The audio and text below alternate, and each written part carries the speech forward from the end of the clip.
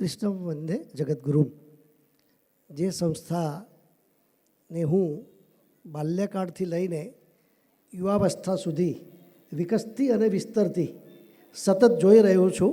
એ સંસ્થાના સુકાની આદરણીય શ્રી વકીલ સાહેબ, આપણી વચ્ચે ઉપસ્થિત બીજા એક કેમ્પસના એવા જ શિક્ષણવિદ શ્રી ભીખુભાઈ પટેલ,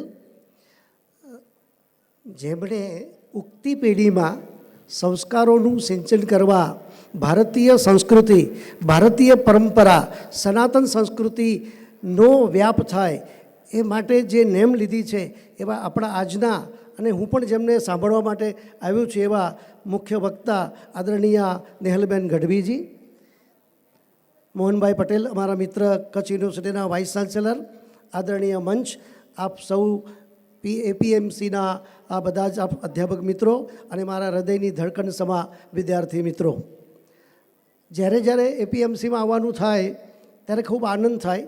કારણ કે હું વકીલ સાહેબ સાથે છેલ્લા 24 વર્ષથી બહુ આત્મીય ભાવથી જોડાયેલો છું અને એમના સ્ટાફ સાથે પણ જોડાયેલો છું. મારે માત્ર બે જ વાત કરવી છે આજે. એક તો બદલાતી જતી શિક્ષણની જે વ્યવસ્થાઓ છે અને એ વ્યવસ્થાઓમાં આપણા વિદ્યાર્થીઓ કેવી રીતે તાલમેલ કરી શકે એ માટેની આપણે શું વ્યવસ્થાઓ કરી શકીએ, એ આપણે અત્યારે ચિંતન મનન કરવાનો વિષય છે.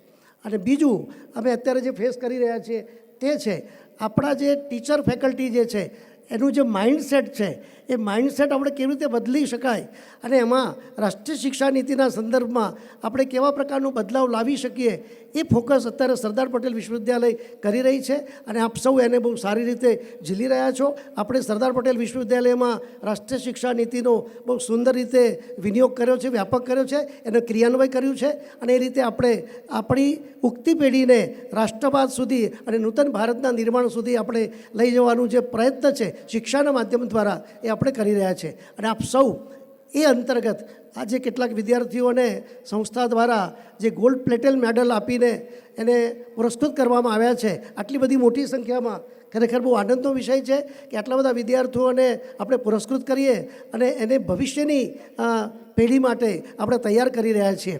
તો આ એક ખરેખર બહુ ઉમદા પ્રયત્ન છે પીપલ્સ મેડિકલ સોસાયટીનો. આપણે એમના પ્રવચનમાં સાંભળ્યું કે કેટલી બધી સ્કીમો દ્વારા, કેટલી બધી સહાય દ્વારા આ વિદ્યાર્થીઓને એ સતત સહાય કરતા રહ્યા છે. તો માત્ર શિક્ષણ સંસ્થા એ માત્ર કોરું શિક્ષણ આપનારી ન બને, પણ એક પારિવારિક વાતાવરણ ઊભું થાય અને એના દ્વારા આપણી સંસ્કૃતિનું વહન થાય એવું એક વાતાવરણ અહીંયા હું જોઈ રહ્યો છું કે ડેવલપ થયું છે. એનો ખરેખર બહુ આનંદ છે.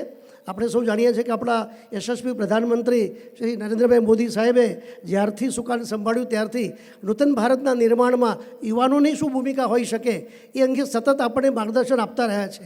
આપણે પણ એ જ વિચારવાનું છે કે આપણે નૂતન ભારતના નિર્માણમાં યુવા તરીકે આપણે શું જોડી શકીએ. તમે શિક્ષણ તો લેવાના છો, ભણવાના છો, તમને ડિગ્રી પણ મળવાની છે, પણ ડિગ્રીની સાથે સાથે અત્યારે જે આપણી સમસ્યા છે કે જે સ્કિલ, અનસ્કિલ અને સેમી સ્કિલ અથવા તો એ બધી વસ્તુઓ અત્યારે આપણે જે કરી રહ્યા છીએ, સ્કિલ ડેવલપમેન્ટ પ્રોગ્રામ, એમાં વિદ્યાર્થીઓએ વધારે જોડાવાની જરૂર છે.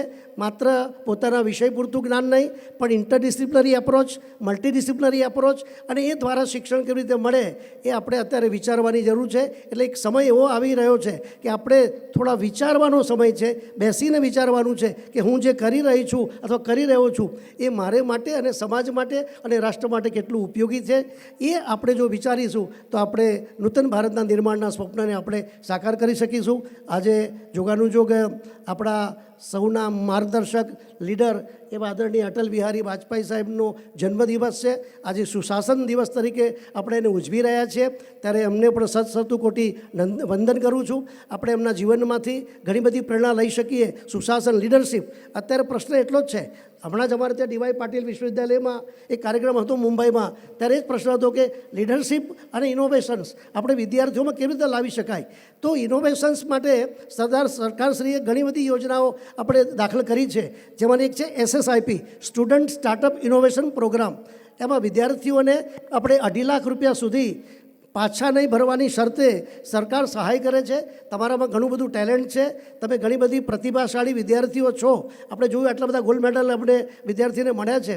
તો તમે એ દિશામાં સ્વતંત્ર રીતે વિચાર કરો કે તમે તમારી પાસે જે ઇનોવેશન છે, તમારી પાસે જે નૂતનતા છે, એનો તમે કેવી રીતે વિનિયોગ કરી શકો. સરદાર પટેલ વિશ્વવિદ્યાલય આ કાર્યમાં આપની સાથે છે. આપ આવો, આપના પ્રોજેક્ટ લઈને આવો, આ પ્રોજેક્ટ ત્યાં રજૂ કરો, આપને અમે એ રીતે પણ પુરસ્કૃત કરીએ. બીજું કે આ વર્ષ એ સરદાર વલ્લભભાઈ પટેલ સાહેબનું 150મું વર્ષ છે, જન્મજયંતિ છે, 150મી સાર્ધ શતાબ્દી વર્ષ છે. અને સરદાર પટેલ વિશ્વવિદ્યાલય લગભગ 20 જેટલા કાર્યક્રમો અમે કરી રહ્યા છીએ ને એનો પ્રારંભ અમે આ જાન્યુઆરીના માસમાં શરૂ કરવાના છીએ. કોન્વોકેશનના દિવસથી અમે આનો પ્રારંભ કરીશું. તો આપ સૌ પણ એમાં જોડાવ અને આપણા રાષ્ટ્રના ઘડવૈયા ભારત માતાના સપૂત સરદાર વલ્લભભાઈ પટેલને એ રીતે 150મી જન્મજયંતિ નિમિત્તે આપણે એમની ઊંચી એમની પ્રતિમાને એમના કદને અનુરૂપ એવી આપણે સાર્ધ શતાબ્દીની અંજલિ આપીએ અને સૌ ભેગા મળીને એવા કાર્યક્રમો કરીએ. હમણાં જ 3 દિવસ પહેલાં જ ગુજરાત સરકારે સરદાર પટેલ વિશ્વવિદ્યાલયને ભારતીય સંસ્કૃતિ અને સંસ્કારનો પ્રચાર પ્રસાર થાય એટલા માટે 30 લાખ રૂપિયા જેટલી માતબર સહાય હમણાં આપી છે. અને આપણે સૌ ભેગા મળીને આપણી બધી જ કોલેજોમાં ભેગા મળીને આપણે કાર્યક્રમ કરવાના છીએ, જેથી સંસ્કાર અને સંસ્કૃતિનું આપણે વધારે જતન કરી શકીએ. તો બીજું વિશેષ કંઈ ન કહેતા આ વિદ્યાર્થીઓને ખૂબ ખૂબ શુભેચ્છા પાઠવું છું.